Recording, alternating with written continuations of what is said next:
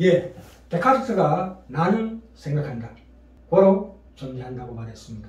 그러나 우리는 하나님이 살아계시기 때문에 나는 존재하고 그리고 생각한다로 해야 맞습니다. 히브리서는 성육신하신 하나님, 예수 그리스도의 인성, 그 인간성을 계속 가장 크게 부각시키는데요. 그것을 예수 그리스도의 인간성을 깊이 탐구하고 설명하는 책입니다. 히브리서를 시작하면서 계속해서 예수님을 하나님께서 낳으셨다고 강조하고 있습니다. 성부 하나님께서 낳으신 그리스도의 대제사장 되심을 히브리서 5장 1절부터 7절에서 말씀하고 계시는데요. 볼까요? 히브리서 5장 1절, 대제사장마다 사람 가운데서 취한 자이므로, 사람이라는 대목이 나옵니다. 사람, 참사람. 5절이요. 5절 중반절에 너는 내 아들이니 내가 오늘날 너를 낳았다, 이렇게 말씀하시고요. 7절에 가볼까요? 7절, 그는 육체에 계실 때에, 사람으로서, 온전한 사람으로서, 참인간으로서 육체에 계실 때에, 이렇게 말씀하고 있습니다. 사람, 몸, 육체는 반드시 죽게 되어 있습니다. 우리는 생각하기를 내 몸은 내 것이라고 생각하는데 사실은 내 몸은 내 몸이 아닙니다. 단지 내 것으로 그렇게 느끼고 감각적으로 느끼고 눈에 보일 뿐입니다. 그렇게 사람은 몸을 영혼의 거주지로 삼고 있다가 늙어서 병이 나서 또는 불의의 사고로 언젠가 시간이 되면 우리가 아닌, 나가 아닌 하나님께서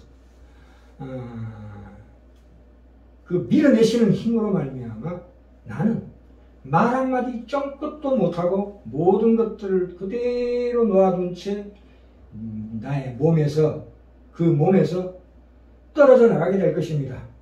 이것은 태어나는 것도 마찬가지예요. 누가 아기가 태어나고 싶어서 태어나는 사람이 누가 있겠습니까?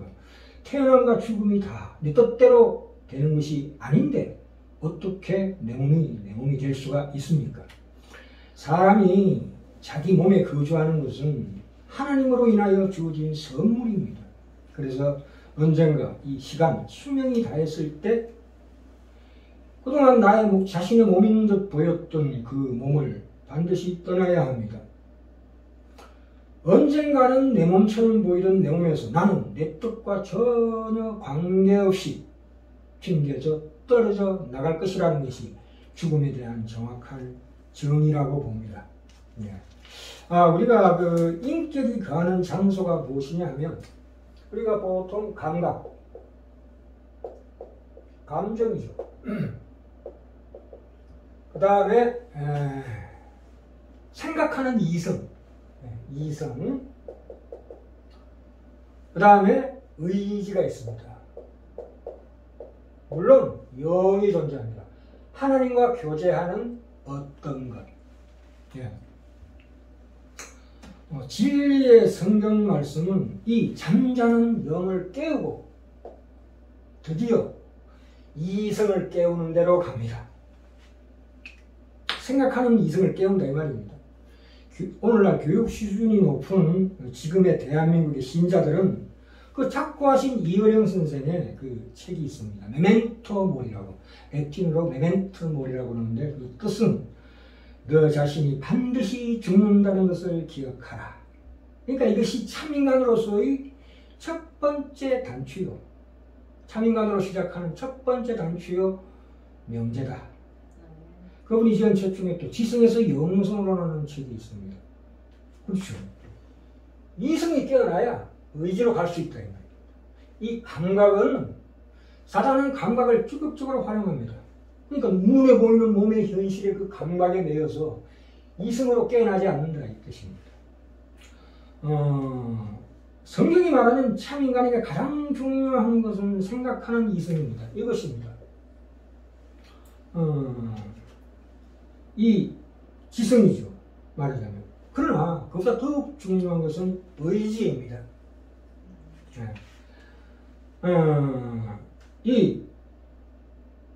우리가 어떤 것에 대한 생각과 상상을 먼저 합니다. 그렇죠. 그러고 난 다음에 우리의 지성에 의해서 이해되고 파악됩니다. 무언가를. 그 다음에는 의지의 동력으로 우리 생각과 상상이 행동과 실천에 이르게 됩니다. 반드시 몸의 실천이 따라주어야 참인간이 된다. 그래서 사람은 몸의 존재이고 몸에 누리는 이 세계는 하나님이 주신 하나님의 공간입니다. 이 천지가. 그래서 우리 몸이 거룩함을 기다리고 있다. 그 거룩함을 기다리는 하나님의 창조물입니다. 그래서 사람의 몸은 그대로 사그라질 물질이 아니라 부활의 몸으로 다시 태어날 시간을 기다리고 있습니다. 몸을 이토록 고귀하게 여겼던 그 생각이 과연 이 성경 말씀 이전에 있었던가요? 복음 동서를 막론하고 어떤 철학이나 사상이나 종교도 이 몸의 고귀함을 얘기하지 않습니다. 오직 신약 성경, 특별히 히브리서가 처럼 이렇게 강조하는 우리가 철학이나 책들을 본 적이 없습니다. 그래서 이 예수님의 인간이 되심은 너무너무 중요한 것입니다. 이 인간은 유한과 무한, 시간과 영혼을 동시에 두 개의 세계를 살아가는 존재입니다. 그러니까 우리에게 있어서 과거는 이미 지나간 굳어져 있는 것이고 현재만이 우리에게 주어진 가장 중요한 기회다. 이 현재가 영원까지 이어진다. 이 뜻입니다. 미래라는 것은 우리가 생각하는 미래의 비전을 가지는 것은 좋지만 전문시간에 그러나 그것이 우리 신앙의 진정한 본질은 아니다. 그는 찰나다. 미래는 찰나다. 오지 않는 찰나다. 이 뜻입니다. 우리가 이 현재라는 시간 안에 발을 디디고 있으면서 영원을 향하는 시선을 결코 거두지 않아야 하는 것이 신자입니다. 그러나 우리가 이 영적인 관심과 몸의 현실 사이에서 왔다 갔다 하죠. 우리가 이 감각으로 인하여 다가오는 현실, 그게 몸의 현실입니다.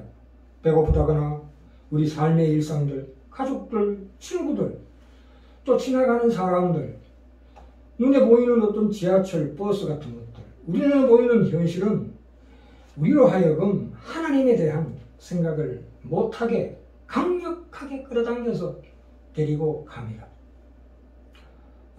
히브리서 11장을 볼까요? 11장 1절에 믿음은 바라는 것들의 실상이요 보지 못하는 것들의 증거라고 말하고 있습니다. 그래서 2절에 선진들이 이로써 증거를 얻었느니라. 3절에 믿음으로 모든 세계가 하나님의 말씀으로 지어진 줄 우리가 아나니 보이는 것은 나타나는 것으로 말미암아 되는 것이 아니니라. 보는 것을 누가 바라리요? 그렇죠. 그러니까 우리가 몸으로 느끼는 현재 몸의 현실을 잠시 미루고 이 이성으로서 생각하는 이성으로서 우리를 깨어나게 해야 됩니다. 우리 몸의 감각 경험, 눈에 보이는 이 몸의 감각 경험에서 벗어나서 생각의 이성이 작동하기 시작하면, 깊이 생각하면 신자는 자연스럽게 하나님을 느낄 수가 있습니다. 그리고 우리 죽음 이후의 문제를 바라볼 수 있습니다. 인간이 어디서 와서 무엇 때문에 살며 어디로 가는지를 이 방향성을 반드시 우리가 생각하는 이성으로서 깊이 깨달을 수가 있습니다. 하나님이 주신 분복입니다. 이것이 우리 인격이 거하는 장소이거든요. 사단은 하나님께서 베푸시는 그 구원은 어떻게 막을 수가 없습니다. 사단이 어떻게 막습니까? 그러나 신자로 하여금 더 깊은 구원으로 가는 길은 철저하게 거짓말하면서 막았습니다. 사단은 끊임없이 네 눈에 보이는 현실의 감각 경험에 매달리게 합니다. 현실이야말로, 눈에 보이는 현실이야말로, 몸의 현실이야말로 진짜다. 과연 그렇습니까? 그렇지 않습니다. 아까 확인하셨죠? 히브리서 11장 1절부터 3절. 보는 것을 누가 바라리요? 보이지 않는 것이 더 진짜다. 하나님은 눈에 보이게 역사하지 않으십니다. 숨어서 역사하시기를 즐겨하십니다. 그래서 우리가 알아야 합니다. 이 우리가 사탄이 자꾸 몸에 지니고 있는 이 감각 경험으로 우리를 유혹합니다. 우리가 생각하는 이성, 이걸로 인해서 하나님께 나아가지 못하게 합니다. 눈에 보이는 현실에 관심을 둘 때 믿음은 무용지물이 됩니다. 눈에 보이는 현실에만 관심을 기울이는 믿음은 무용지물입니다. 몸의 경험이라는 이 울타리는 믿음으로 한치도 나아가지 못하게 합니다. 믿음은 눈에 보이지 않는 하나님의 그 무한하신 영역과 영혼의 공간으로 자신을 적응시키는 그 단련이요 모험입니다. 그러나 사단은 계속해서 몸의 현실만이 사람에게 최고 최대의 현실인 것처럼 거짓말하면서 속삭입니다.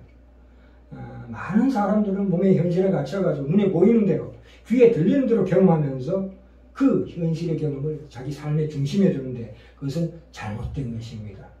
신앙은 이 이성의 활동과 아주 매우 깊은 관련을 맺고 있습니다. 잘 생각하면, 깊이 생각하면 하나님과 인간의 삶의 본연의 방향을 알 수가 있습니다.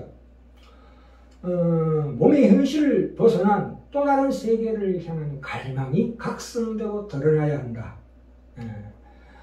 먹고 사는 문제가 아니라 삶의 근원에 대해서 질문할 때야 비로소 우리가 참인간으로 향한 그 출발점을 갖게 된다. 이 뜻입니다. 자, 본문으로 갑시다. 히브리서 5장입니다. 5장 1절 대제사장마다 사람 가운데서 취한 자이므로 여기 사람 가운데 취한 자이랍니다. 누가? 참인간이신 예수 그리스도께서. 그리고 하나님께 속한 일에 사람을 위하여 라는 말씀이 굉장히 중요합니다. 1절에 하나님 우리를 인격자로 대접하십니다. 그러니까 예수님께서 참인간으로 우리 처지까지 내려오셔서 우리 입장을 이해하시며 우리 편이 되사 우리를 설득하신다. 그러나 그보다도 더 중요한 것은 무엇이냐면 하나님이 말씀하시는 그 말씀에 정당한 반응을 보일 수 있는 결론에 이를 수 있도록 실제로 예수님께서 우리를 간섭하신다. 우리를 끌고 가신다 이 뜻입니다. 그것이 바로 예수 그리스도가 맡으신 제사장 직무입니다. 우리가 하나님만이 생사와 복을 주관하는 분이신 줄 우리가 압니다. 그리고 그의 지혜와 능력과 생명과 진리와 의와 거룩의 모든 근원자이심을 우리가 압니다. 그러나 우리가 거기에 대해서 정당한 반응을 하지 못하고 있습니다. 2절에 볼까요? 저가 무식하고 미혹한 자를 능히 용납할 수 있는 것은 자기도 연약에 쌓여 있음이니라.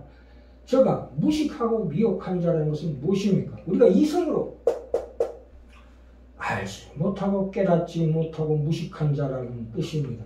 이것은 신자에게 하는 말씀입니다. 그래서 하나님께서 우리에게 말씀하실 뿐만 아니라 그 말씀을 이루기 위해서 말씀이 육신이 되어 우리 가운데 오신 예수 그리스도를 보내셨습니다. 우리로 그 계획하신 바 그 목적을 이루게 하기 위하여 그것을 이루는 그 방법과 능력과 지혜로 그 말씀이 드디어 우리에게 찾아오셨다. 육신을 가지고 찾아오셨다 이 뜻입니다. 히브리서 5장 1절에 다시 볼까요? 하나님께 속한 일을 한다. 하나님께 사람을 위하여 외물과 속지 않은 제사를 드린다고 말하고 있습니다. 3절에 이름으로 백성을 위하여 속죄제를 드린 것 같이 또한 자기를 위하여 드리는 것이 마땅하니라. 이 예수님의 제사장 직분이 하나님 앞에 우리를 데려가는 일이라는 사실입니다. 화목하게 하여 하나 되게 하는 그 현재 지금 우리를 하나님 앞에 데려가는 일이라는 것이 예수 그리스도의 제사장 역할입니다. 우리를 하나님께 직접 데려가는 식으로 이 직무를 수행하신다는 것입니다. 다만 중보자나 중개자 정도로 그치지 않고 우리를 직접 데려가시는 분이다. 그렇죠. 그래서 로마서 6장 3절에서 5절에 나오죠. 무릇 그리스도 예수 합하여 세례를 받은 우리는 그의 죽으심과 합하여 세례받은 줄을 알지 못하느냐? 만일 우리가 그의 죽으심을 본받아 연합한 자가 되었으면 또한 그의 부활을 본받아 연합한 자가 되리라. 물론 죽어서 부활되는 건 당연한 거고 지금 현재 살아있으면서 현재 이 시간에 내가 그 속에서 영혼의 부활을 체험한다. 이 뜻입니다. 우리가 구원 문제에서 가지고 이 예수 그리스도의 대속 사역에 대해서 우리가 자꾸 오해하는 것은 우리를 제쳐놓고 성부 하나님과 성자 예수님 사이에서 일이 이루어진 것처럼 보입니다만 그렇지 않습니다. 두 분이 해결해서 빚을 갚고 그 대속사역을 이루신 것으로 자칫 오해되기 쉽습니다. 그렇지 않습니다. 성경에서 얘기하면, 이 히브리서에서 얘기하는 바와 같이 그리스도의 죽으심은 우리가 함께 죽는 죽음이고 그리스도의 부활은 우리가 함께하는 부활입니다. 현재입니다. 현재입니다. 고린도후서 4장 12절에 나오죠. 날마다 세상에서의 죽음을 경험하게 됩니다. 그런즉 사망은 우리 안에서 역사하고 생명은 너희 안에서 역사하느니라. 그렇죠? 하늘의 썩는 미랄이 될 수 있는 부활을 우리가 체험하고 있다 이 뜻입니다. 자, 이 히브리서 5장 1절부터 7절 사이에 무슨 말씀을 하고 계시냐면 아담이 범죄하여 죄인이 되었고 그 죄인된 유전인 자를 이제 우리가 받고 있다. 그러므로 우리를 구원하려면 말하자면 그 유전인 자를 없애야 하는 것입니다. 그래서 예수님이 아담의 후손으로 인간으로 오셔서 죽으시는 것입니다. 고린도서 15장에 보시면 마지막 아담이라는 말이 있습니다. 아담의 후손으로 오셔서 아담의 마지막 후손이 되어서 예수님은 결혼도 안 하고 죽으셨습니다. 그것이 바로 멜기세덱이 반차를 쫓는, 멜기세덱이 누굽니까? 시작도 없고 끝도 없는 갑자기 하늘에서 나타난 듯한 의와 평강의 왕이라. 그와 같다 예수님은. 그래서 예수님은 아담의 마지막 후손이 되어서 결혼을 안 하고 죽으셨고 그래서 가문이 끊긴 것입니다. 그리고 난 다음에 부활하셨습니다. 이 부활로 말미암아 예수 그리스도는 둘째 아담이 되십니다. 마지막 아담이시기도 하고 둘째 아담이 되시기도 합니다. 그러니까 둘째 아담으로서 새로운 인류를 여십니다. 여기서 아담이라는 이름을 쓰는 것은 아담이 인류의 대표자로서 죄인 된 것처럼 예수 그리스도께서 우리 대표자로서 우리 시초가 되신다. 선봉장이다 이 뜻입니다. 예수님이 아담의 후손을 끊으심으로 그 죽음에 우리가 동참하여 아담의 족보에서 우리가 죽어 없어지게 되었다 이 뜻입니다. 예수의 부활에 동참하여 그의 후손으로 새롭게 태어나는 것입니다. 아담의 몸은 죽고 부활된 예수 그리스도의 새 몸을 가진다. 그래서 예수님은 우리 인간과 동일시 되셨습니다. 자, 히브리서 2장 10절로 가볼까요? 이 가장 중요한 대목이 나오는데 예수님께서 우리 선봉장이다. 2장 10절 만물이 인하고 만물이 말미암은 자에게는 많은 아들을 이끌어 영광에 들어가게 하시는 일에 저희 구원의 주를 고난으로 말미암아 온전케 하심이 합당하도다. 여기서 예수의 인성이 그의 대표자 대신 이렇게 강조되고 있습니다. 많은 아들을 이끌어 영광에 가시게 하는 일에 저희 구원의 주라고 합니다. 여기서 주라는 것은 우리가 생각하는 God, God이나 LORD 주가 아닙니다. 그 주가 아니고 lead예요. lead. LEADER입니다. LEADER. 말 그대로 리더라는 뜻입니다. 리드. 헬라로 번역하면 시초다. 선두에서 이끄는 자다. 선봉장이다. 리더라는 뜻입니다. 어떤 인선하는 무리와 똑같은 동질성을 가지되 그 중에 가장 앞장선 자다. 이 뜻입니다. 고대에는 전쟁이 났을 때 왕이 제일 앞장서는 법입니다. 예수 그리스도께서 우리 중에 하나가 되셔서 하나님께 연락받는 한 모범과 시초가 되셨다. 이 뜻입니다. 그런데 그 말씀을 선택한 승리와 그 말씀의 핵심이 어디 있냐면 히브리서 다시 5장으로 갑시다. 자, 이제 결론입니다. 5장 7절로 갑니다.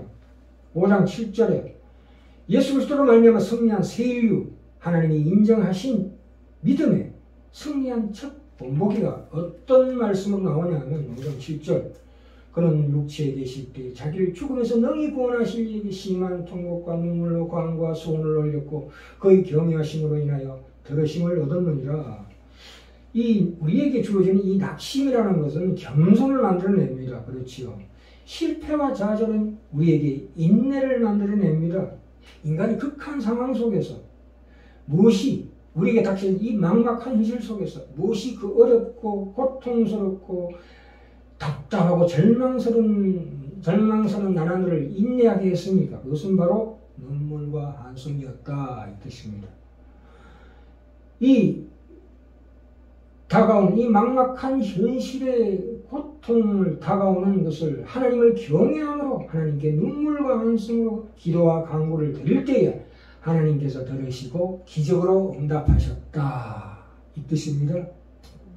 그래서 우리가 참 예수님이 들으신 이 말씀이 누가복음에 나오죠. 겟세마네 동산에서 드린 기도가 바로 5장 7절의 기도입니다.